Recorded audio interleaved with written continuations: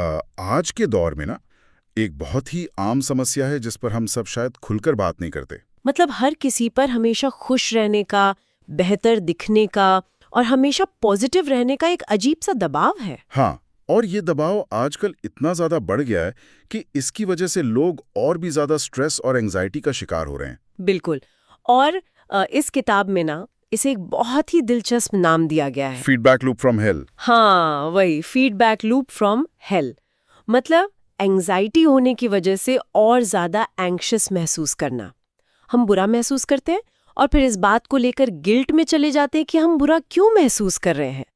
तो मेरे YouTube channel पर स्वागत है। आज की इस गहराई भरी चर्चा में हम मार्क मैनसन की बेहतरीन किताब the subtle art of not giving a fuck पर आधारित विश्लेषण करेंगे। ये वाकई एक बहुत ही जरूरी विषय है और इस विश्लेषण का मुख्य लक्ष्य ये समझना है कि क्यों हमेशा खुशी के पीछे भागना असल में दुख देता है। सही बात है। और कैसे हमें जिंदगी में सही मायने में जरूरी चीजों को चुनना चाहिए। ये पूरी चर्चा हम कुछ बहुत ही जबरदस्त कहानियों के जरिए आगे बढ़ाएंगे। और इस सब की शुरुआत होती है एक बहुत ही अजीब कहानी से, चार्ल्स बुकोव्स्की की कहानी। बुकोव्स्की की कहानी बिल्कुल भी किसी हीरो जैसी नहीं थी। वो एक शराबी थे, जुआरी थे और अगर देखा जाए तो सोसाइटी के हिसाब से एक पूरी तरह से हारे हुए इंसान थे। हाँ, और उन्होंने जिंदगी का एक बड़ा हिस्सा पोस्ट ऑफिस में एक मामूली से नौकरी करते हुए बिता दिया। जो पैसे मिलते वो शराब में उड़ा देते थे। लगभग हर पब्लिशर ने उन्हें रिजेक्ट कर दिया था ये कहकर कि उनका काम बहुत घटिया है। लेकिन फिर 50 साल की उम्र में एक छोटे पब्लिशर ने उन पर दांव लगाया और अचानक से वो एक बेहद सफल लेखक बन गए। अब यहाँ सबसे हैरानी की बात आती है।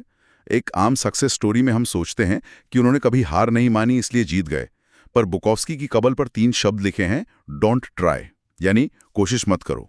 और ये डोंट ट्राई का विचार ही सबसे बड़ा सबक है। उनकी सफलता का राज ये नहीं था कि उन्होंने कोई जीतने वाला माइंडसेट अपना लिया था। उनका राज ये था कि उन्होंने अपनी कमियों को, अपने हारे हुए होने की सच्चाई को पूरी तरह अपना लिया था। मतलब उन्होंने वो बनने का नाटक नहीं किया जो वो नहीं थे। एकदम सही। इसे दार्शनिक एलन वॉट्स के बैकवर्ड्स लॉ से बहुत अच्छे से समझा जा सकता है। ये नियम कहता है कि सकारात्मकता यानी पॉजिटिविटी की चाहत रखना खुद में एक नकारात्मक अनुभव है। हाँ, जितना ज्यादा कोई अमीर होने की कोशिश करता है वो खुद को उतना ही गरीब महसूस करता है। बिल्कुल। और इसके उलट अपने नकारात्मक अनुभवों को अपना लेना ही असल में एक सकारात्मक अनुभव है। तो इसका मतलब द सटल आर्ट का असली अर्थ बेपरवाह होना नहीं है। इसका मतलब है किसी ऐसी चीज की परवाह करना जो हमारी इन छोटी मोटी समस्याओं से बड़ी और बेहतर हो। वही तो, जब हमारे पास कोई बड़ा उद्देश्य नहीं होता तो हम छोटी बातों पर परेशान होने लगते हैं और यहाँ से खुशी की एक और गलत धारणा सामने आती है, जिसे हम गौतम बुद्धा की कहानी से समझ सकते हैं। एक ऐसा राजकुमार जिसके पास महल में हर सुख सुविधा थी। राजा ने तय किया था कि उन्हें कभी कोई दुख ना देखना पड़े, पर फिर भी वो अंदर से खोखला महसूस करते थे, क्योंकि उन्होंने कभी दुख देखा ही नहीं था। जब उन्होंने पहली बार बाहर की दुनिया देखी, बीमार लोग, लाचार लोग देखे, तब उन्हें समझ आया कि बिना किसी उद्देश्य के सहने वाले दुख का भी कोई मायना नहीं है। उन्होंने दुख को चुना। और यहीं पर इस किताब का एक बहुत ही सटीक और मजेदार किरदार सामने आता है, डिसअपॉइंटमेंट पांडा। हाँ, ये मेरा पसंदीदा हिस्सा है। ये कोई प्यारा सा पांडा नहीं है। ये एक काल्पनिक सुपर हीरो है जो लोगों के घर जाकर उन्हें जीवन की कड़वी सच्चाइयां बताता है। और उसकी सबसे बड़ी कड़वी सच्चाई ये है कि दुख यानी सफरिंग बायोलॉजिकली जरूरी है। हम दर्द के जरिए ही सीखते हैं। बिल्कुल, जैसे गर्म बर्तन को छूने पर दर्द होता है तो हम समझ जाते हैं कि दोबारा नहीं छूना है। वही ना, समस्याएं कभी खत्म नहीं होती, वो सिर्फ बेहतर होती हैं। इसका क्या मतलब हुआ? मतलब एक अमीर इंसान और एक गरीब इंसान दोनों के पास पैसे की समस्या होती है, पर अमीर इंसान की समस्या गरीब की समस्या से बेहतर होती है। इसलिए मुख्य सीख ये है कि खुशी समस्या से बचने में नहीं, उसको सुलझाने में है। तो आखिर में सवाल ये नहीं है कि हमें क्या अनुभव करना है। सवाल ये है कि हम कौन सा दर्द सहने के लिए तैयार हैं। Choose your struggle. एकदम सही। पर लोग अपना स्ट्रगल चुन नहीं पाते क्योंकि आजकल एक और नई बीमारी फैल गई है, एक्सेप्शनलिज्म की बीमारी। हाँ, जहां हर किसी को लगता है कि वो बहुत खास है। किताब में इसे जिमी के उदाहरण से समझाया गया है। जिमी एक ऐसा व्यक्ति है जो हर वक्त खुद को एक महान एंटरप्रेन्योर समझता है, जबकि असल में वो कुछ नहीं करता। ये सेल्फ एस्टीम मूवमेंट का एक बहुत ही बुरा नतीजा है। लोगों को लगता है कि वो बिना कुछ किए ही सफलता के हकदार हैं, जबकि आम होने को अपनाने से ही सच्ची आजादी मिलती है। और इसी आजादी और दुख के महत्व को समझने के लिए हीरो ओनोदा की कहानी सुनना बहुत जरूरी है। ये दूसरे विश्व युद्ध के दौरान एक जापानी सैनिक थे और उन्हें फिलीपीन के एक घने जंगल में भेजा गया था, इस आदेश के साथ कि कभी सरेंडर नहीं करना है। युद्ध खत्म हो गया, आकाश से पर्चे गिराए गए कि युद्ध समाप्त हो चुका है।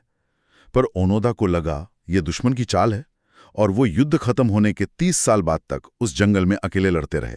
जरा सोचिए, 30 साल वो कीड़े मकोड़े खाते थे, जमीन पर सोते थे, पर उनके लिए वो दुख मायने रखता था क्योंकि वो अपने साम्राज्य के प्रति पूरी तरह से निष्ठावान थे। पर कहानी का टर्निंग पॉइंट तब आता है जब उन्हें वापस जापान लाया गया। उन्होंने देखा कि जिस साम्राज्य के लिए उन्होंने अपनी जवानी के 30 साल कुर्बान कर दिए, वो जापान तो अब बचा ही नहीं था। हाँ, नया जापान पूरी तरह से बदल चुका था और ये देखकर उनका सारा दुख, उनके वो 30 साल का संघर्ष पूरी तरह से बेकार हो गया। इस घटना को समझने के लिए किताब में सेल्फ अवेयरनेस अनियन यानी आत्म जागरूकता के प्याज का जिक्र किया गया है। हमारी सोच की 3 परतें होती हैं। पहली है अपनी भावनाओं को पहचानना, दूसरी है ये जानना कि हम वैसा क्यों महसूस कर रहे हैं, और तीसरी और सबसे गहराई वाली परत है हमारी वैल्यूज यानी हमारे मूल्य।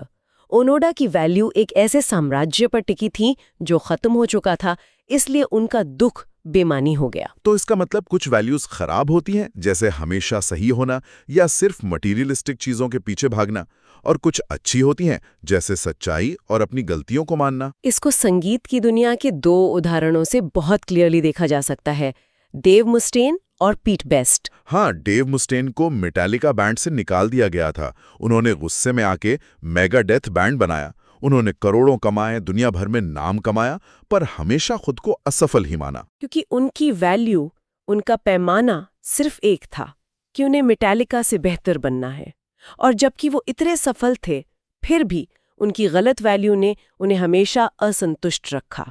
वहीं दूसरी तरफ पीट बेस्ट थे, उन्हें तो बीटल से निकाल दिया गया था। ये तो और भी बड़ा झटका था। बिल्कुल, पर उन्होंने अपनी वैल्यूज बदली। उन्होंने शोहरत के बजाय एक आम पारिवारिक जीवन को अपनी वैल्यू बनाया और वो बहुत खुशहाल रहे। ये सब सुनकर एक दिलचस्प सवाल उठता है, गलती और जिम्मेदारी के बीच का फर्क।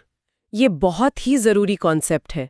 इसको ऐसे समझते हैं, अगर कोई किसी के दरवाजे पर एक छोटा बच्चा छोड़ जाए तो ये उस घरवाले की गलती नहीं है। हाँ, उसने थोड़ी ना उस बच्चे को वहां रखा है। वही तो, पर अब उस बच्चे की जिम्मेदारी उसकी है।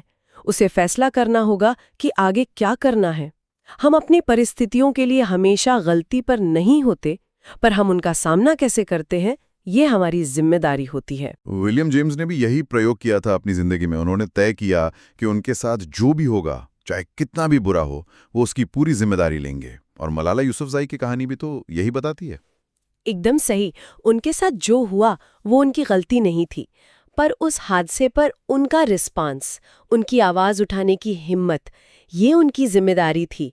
यहाँ तक कि अगर कोई ओसीडी या ऐसी किसी बीमारी का शिकार है तो बीमारी उसकी गलती नहीं है, पर उसका इलाज और जिंदगी जीना उसकी जिम्मेदारी है। और जब हम जिम्मेदारी लेते हैं तभी हम कदम उठाते हैं। यहीं पर पिकासो के टिश्यू पेपर वाले स्केच की कहानी आती है। उन्होंने 2 मिनट में एक स्केच बनाया और एक औरत से उसकी बहुत बड़ी रकम मांगी। और जब उस औरत ने कहा कि इसे बनाने में तो सिर्फ 2 मिनट लगे हैं, तो पिकासो ने कहा कि 2 मिनट में इसे बनाने के काबिल होने में मुझे 7 साल लग गए। ये दिखाता है कि सफलता इस बात पर निर्भर करती है कि आप कितनी बार असफल हुए हैं। लोग अक्सर मोटिवेशन का इंतजार करते हैं, पर किताब कहती है डू समथिंग, कुछ करो। क्योंकि एक्शन लेने से इंस्पिरेशन आती है और वही इंस्पिरेशन फिर मोटिवेशन बनती है। अगर फंसे हुए हो तो बस कुछ करना शुरू कर दो। और इस सब के साथ एक और बड़ी चीज जुड़ती है, ना कहने की अहमियत। जब हमारे पास ज्यादा विकल्प होते हैं तो हम कम संतुष्ट होते हैं। इसे पैराडॉक्स ऑफ चॉइस कहते हैं। कमिटमेंट से ही सच्ची आजादी मिलती है। जब कोई किसी एक व्यक्ति, जगह या लक्ष्य को चुनता है यानी कमिट करता है, तभी जीवन मायनेपूर्ण बनता है। सही। और अब हम इस चर्चा के सबसे अंतिम और सबसे गहरी सत्य पर आते हैं, मृत्यु यानी मौत और इसका असली समाधान। लेखक के जीवन का सबसे बड़ा टर्निंग पॉइंट तब आया जब उनके दोस्त जॉश की झील में डूबने से अचानक मृत्यु हो गई। इस दर्दनाक घटना ने लेखक की जिंदगी का रास्ता बदल दिया। उन्हें एहसास हुआ कि जीवन कितना अनिश्चित है। अर्नेस्ट बेकर ने अपनी किताब द डिनायल ऑफ डेथ में यही तो समझाया है। बिल्कुल। बेकर कहते हैं कि हर इंसान अपनी मौत की सच्चाई से डरता है और इस डर की वजह से हम इमॉर्टैलिटी प्रोजेक्ट्स बनाते हैं। हम अपना नाम अमर करने की कोशिश करते हैं ताकि मौत के बाद भी लोग हमें याद रखें। मैंने भी ऐसे ही कुछ महसूस किया था जब मैं साउथ अफ्रीका में केप ऑफ गुड होप के पहाड़ की चोटी पर खड़ा होकर नीचे खाई और समुद्र को देख रहा था, तो मौत के उस डर ने ही मुझे सबसे ज्यादा जिंदा महसूस करवाया। उस डर ने मेरे दिमाग से सारी बेकार की चिंताओं को गायब कर दिया था। तो इस पूरी चर्चा को समेटते हुए अगर हम समाधान की बात करें तो वो बहुत सीधा है। हमें अपनी एंटाइटलमेंट यानी खुद को खास समझने की आदत को छोड़ना होगा। हाँ, जीवन की बेहतर और रियलिटी बेस्ड वैल्यूज को चुनना होगा, हालात की पूरी जिम्मेदारी लेनी होगी और बैठकर सोचने के बजाय डू समथिंग सिद्धांत अपनाना होगा। और सबसे जरूरी, अपनी मृत्यु को अपनाकर फजूल की बातों पर फिक्र करना बंद करना होगा। तो आखिर में मैं सभी सुनने वालों के लिए एक गहरा सवाल छोड़कर जा रहा हूं। जब सब कुछ एक दिन पीछे छूट ही जाना है तो हम अपने पीछे कैसा असर छोड़कर जाएंगे? कैसा हरिकेन छोड़कर जाएंगे? बिल्कुल। और आज ऐसी कौन सी मामूली चीज है जिसे अभी इसी वक्त छोड़कर एक नई शुरुआत की जा सकती है? इस पर जरूर विचार कीजिएगा। ये वाकई एक बहुत ही ताकतवर विचार है सोचने के लिए। Progress with Praveen YouTube channel को सब्सक्राइब करें। Take care, see you in next video.